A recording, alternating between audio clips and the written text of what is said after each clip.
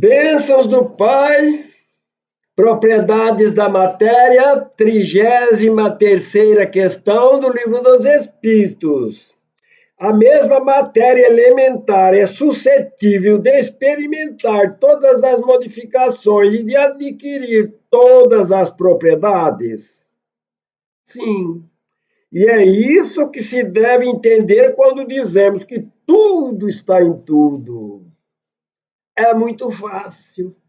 Olha, o elemento primitivo é só o elemento primitivo. A partícula fundamental, também que os cientistas informam, também é uma partícula só. Não tem mais. Então, tudo está em tudo. É muito simples, né? É um só, não tem que tirar nem pôr, não é? Beleza. Aí vamos lá, vamos recapitular um pouquinho, porque eu acho que é interessante isso aqui.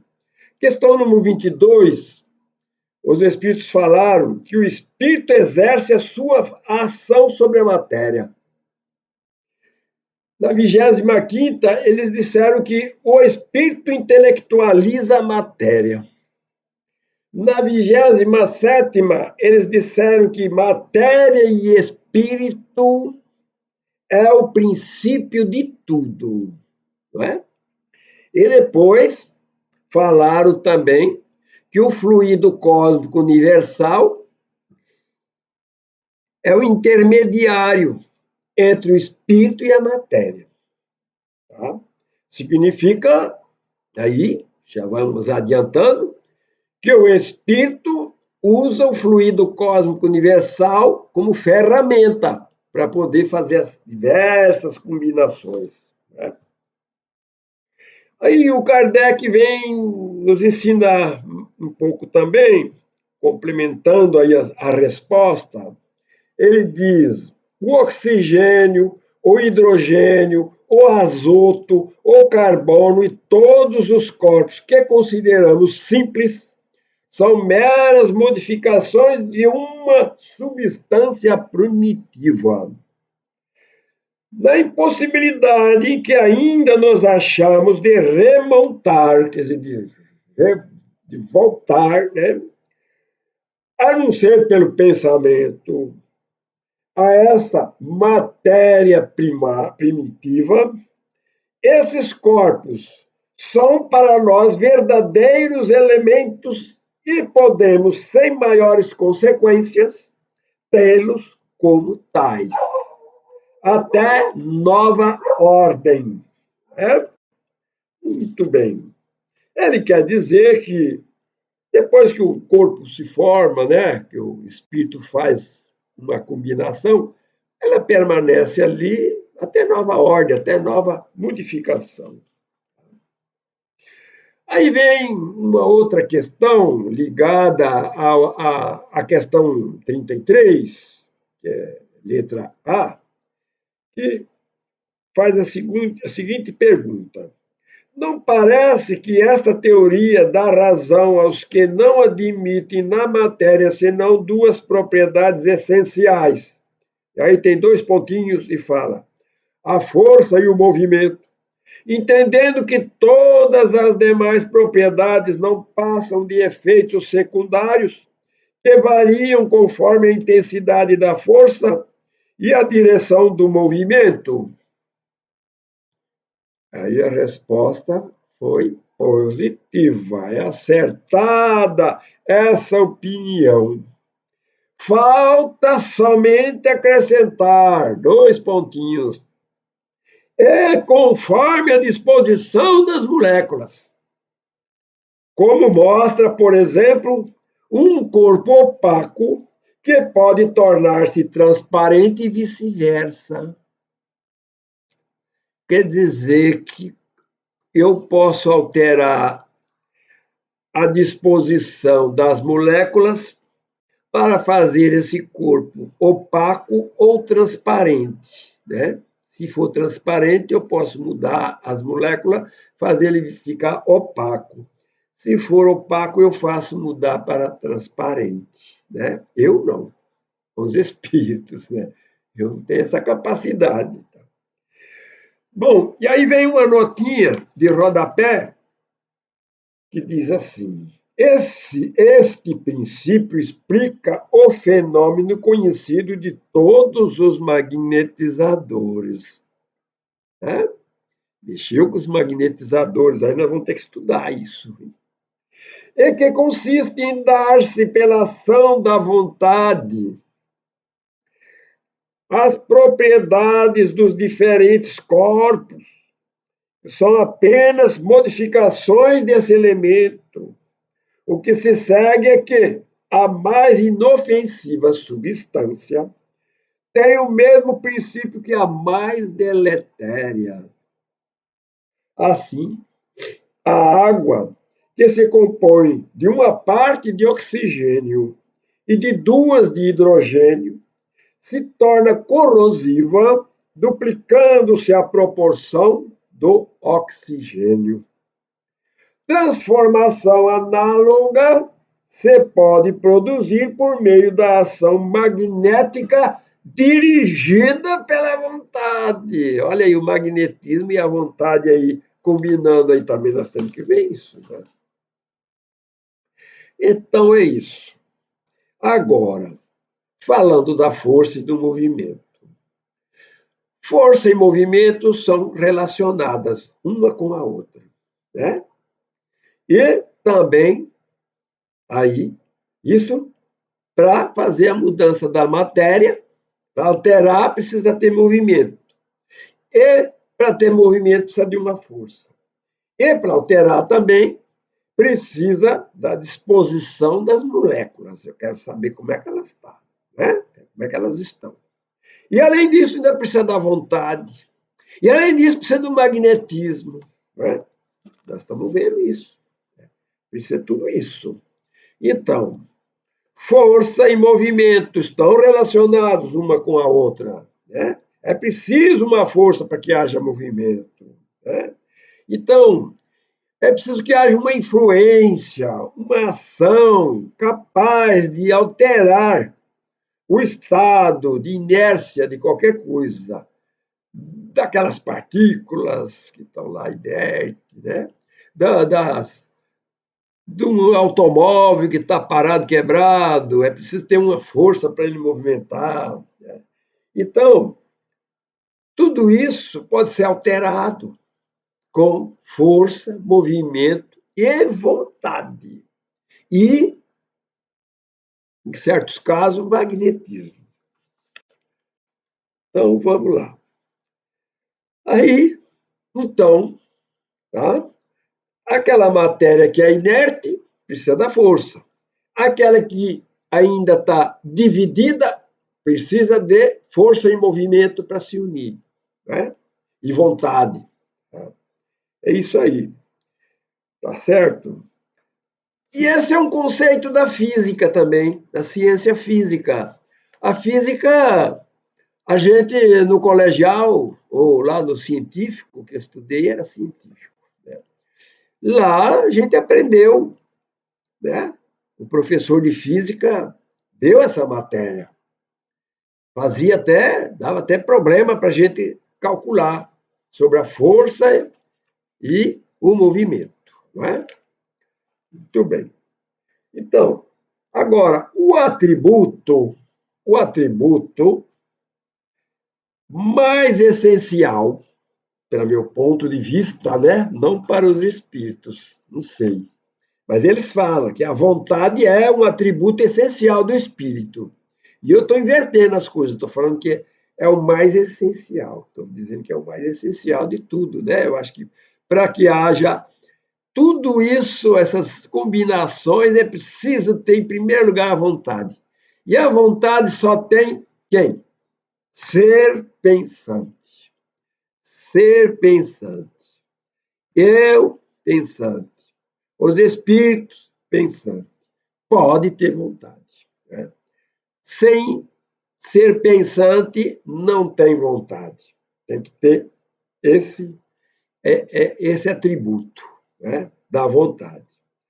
E aí, nós precisamos falar do magnetismo, porque a vontade e o magnetismo foi falado aí atrás, né? Então, o que é o magnetismo, né? Magnetismo, então, quase todo mundo sabe que tem corpos, tem metais que já têm naturalmente esse magnetismo. Ele tem uma energia ali própria dele, que você encosta ele no outro metal, ou ele repele ou ele atrai, né? Então, esse é o magnetismo. Geralmente é esse, né? Mas tem outros que são fabricados, que são feitos. Por exemplo, qualquer corpo, qualquer metal, qualquer corpo que seja condutor de energia elétrica, cria em torno dele, passando essa energia elétrica, cria em torno dele um campo magnético. Né? Um fio elétrico está passando uma corrente, eu liguei lá na tomada e está passando uma corrente. O eletricista chega com aquele equipamentozinho dele e coloca pertinho assim do fio e ele observa lá que tem corrente passando. Não é preciso ele encostar no fio, é só chegar perto. Né? Porque tem um campo magnético aí em torno daquele fio. E isso acontece também com o nosso corpo humano. Porque em cada célula existem elétrons circulando em torno do seu núcleo. Elétrons que têm carga positiva e carga negativa. E nós temos inúmeras células, não é? Então, em torno de nós forma um campo magnético. Né? Cientificamente, o magnetismo existe no corpo humano. Tanto é, né, que até a medicina usa isso. Até a medicina usa com certos equipamentos lá para sondar o estado de saúde da pessoa. Né? Então, o magnetismo está no nosso corpo, não está? E aí, o espírito, tendo vontade, ele pode agir nesse magnetismo. O espírito que eu falo é o encarnado e o desencarnado. Porque ele tem vontade e ele a única força que o espírito tem é a força do pensamento. O pensamento dele é que age. Né? Agora, quem descobriu o magnetismo? Né? Franz Mesmer, um alemão lá da Alemanha, que depois teve problema por causa disso, né? Lá com os demais médicos, ele era médico, né? Cientista, também teve uns problemas lá, né? Uns problemas complicados que fica para uma outra época para a gente explicar.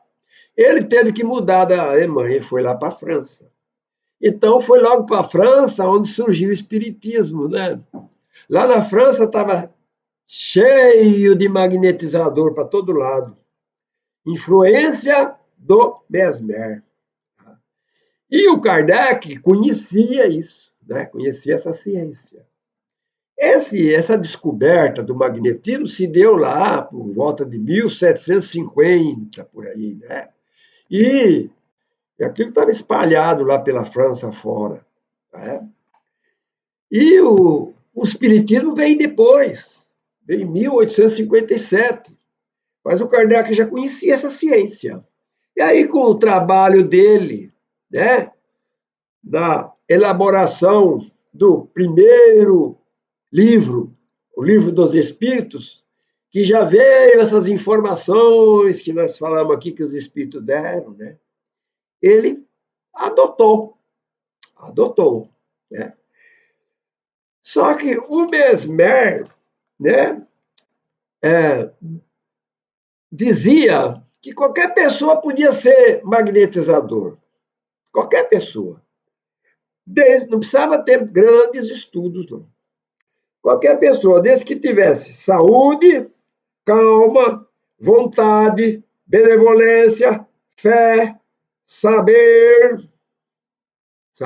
conhecer essa ciência, né? Saber, bom temperamento, caráter firme e tranquilo, paciência e a faculdade de concentrar. Na hora desse trabalho tinha que ter concentração, não podia ficar pensando em outras coisas, tinha que concentrar ali. E essa concentração não deveria ser forçada, tinha que ser uma concentração natural da pessoa, né? Bom, então, tudo bem, aí o Kardec adotou, né? Vem para cá, vem para o espiritismo, essa ciência, né? Os espíritos também recomendou, tá? Então, vem para a ciência. E aí o Kardec adotou, mas com essas aptidões que a pessoa tinha que ter. Elas tinham que ter tudo isso, né? Saúde, tinha que ter boa saúde, tinha que ser uma pessoa calma, tinha que ter a pessoa tinha que ter vontade de fazer aquele trabalho, tinha que ser bondosa, benevolente, tinha que ter fé. A fé do Mesmer era só fé naquele trabalho ali, né? Agora, já a fé do Kardec tinha que ser a fé também nos espíritos que vinham ajudar, e a fé em Deus, a fé tinha que ser aquela fé raciocinada que o Espiritismo sempre fala, né? Tinha que saber como é que funcionava isso, tinha que conhecer essa ciência bem conhecida. Bom temperamento a pessoa tinha que ter, caráter firme e tranquilo, tinha que ser uma pessoa equilibrada, paciente, e essa faculdade de concentrar de forma normal ali na hora do trabalho. Tá? Kardec adotou tudo isso. Beleza, vem para cá, vem para o Espiritismo, ciência. Né? Foi ótima demais. Só que os espíritas, com o tempo, começaram a achar que para ser magnetizador ou ser passista, precisava só ter vontade. Que o resto diz que os espíritos faziam. E ainda falam isso. Eu ouço sempre algum espírita falar isso. Não, para ser passista é só ter vontade. O resto os espíritos faz. É, muito bem, deixando por conta dos coitadinhos dos espíritos, né? Vai lá sem vontade, sem saúde, sem nada, sem qualidade nenhuma, vai. Ah, mas que é isso? E cadê o mérito da pessoa também? Vai lá para esperar que os espíritos resolvam?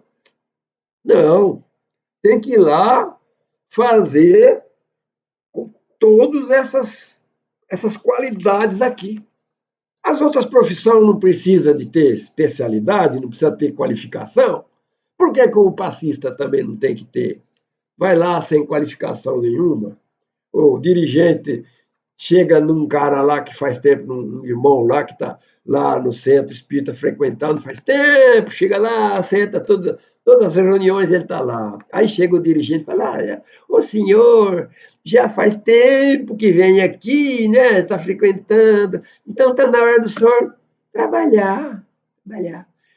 Ah, é? E o que eu posso fazer? Vem para cá.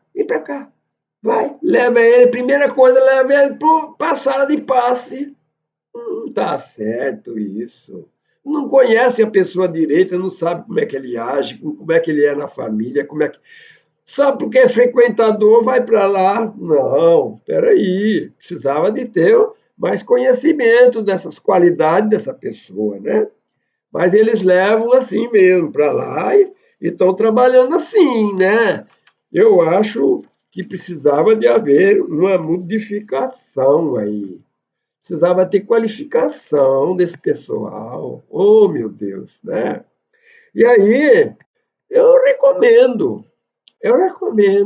as casas espíritas, se alguém estiver me ouvindo, eu recomendo com a minha humildade, né? Não sou nenhum sábio, não sou nenhum, né, grande palestrante aí, como esses famosos aí, não preciso de eu citar o nome que todo mundo conhece, né? Não sou, mas eu acho que essa parte aí nós estamos deixando meia incompleta, né? Precisava de melhorar, tá? Então, meus irmãos, vamos para o passe, vamos com saúde, vamos com calma, vamos com vontade mesmo. Se você tem vontade, pega um livro, estuda sobre passe, tem muitas obras a respeito. Estuda, primeiro. Depois você fala, olha, eu estou pronto, né? Tenho vontade de fazer. Benevolência. Você praticou alguma caridade? Você faz alguma coisa já de bem para os outros? Você tem benevolência no coração? Você tem fé? Você acredita que o passe resolve? Você acredita também que, que essa ciência é eficiente mesmo? Você acredita nisso? Essa ciência? Você sabe, conhece essa ciência? Tá? Tem a faculdade de concentrar, você vai para lá, você acha que você vai conseguir concentrar naquilo que você está fazendo? Você vai impor as mãos lá e limpar os fluidos inferiores, deletérios e prejudiciais, e depois vai distribuir um fluido benéfico para a pessoa. Você vai estar concentrado em fazer isso mesmo, realmente? Está com essas qualidades todas? Então você vai para lá. Se você não tiver essas qualidades, fala, olha, senhor dirigente, eu não conheço essa ciência, eu não sei, eu preciso conhecer, eu vou estudar. E vai. Né? E os dirigentes também devem falar, você conhece isso, você sabe isso, você faz assim, você é assado, como é que você é? Vem cá, vamos conversar, vamos bater um papo aqui, chama ele para um lado, bate um papo. Ah, já vi que você tem condições, vamos para lá? Vamos. Aí, tudo bem, não é? Tá bom assim? Muito obrigado pela atenção e por hoje é só.